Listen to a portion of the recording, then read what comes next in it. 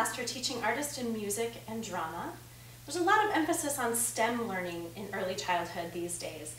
And so when I think about how STEM and the arts relate, I really like to think of how STEM was introduced to me by Hedda Sharapin, who's the educational advisor for the Fred Rogers Company. So when we think about STEM in early childhood, we talk about science, we're really thinking about why do you think things happen? So children are making guesses about the things they observe in the world around them.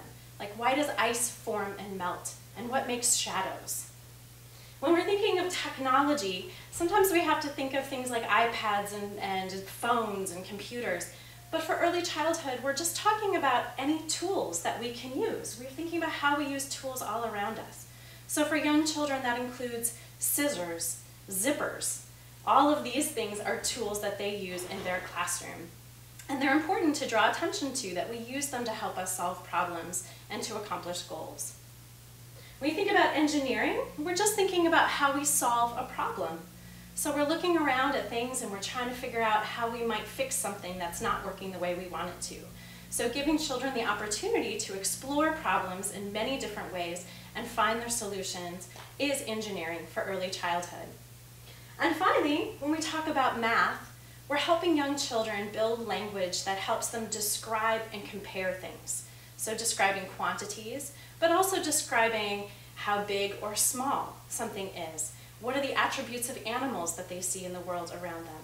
How do they compare their objects that they see or things that they understand in their world, and giving them the language to describe them.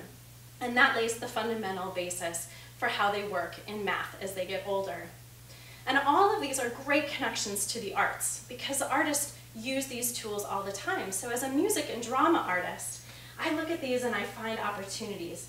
In drama, I try to set up experiences where children can role play and interact with ideas in the natural worlds by becoming animals, or exploring settings of stories by becoming, through their body and through their imagination, the things in the natural world around them. We look at stories that have problems to solve and we act them out.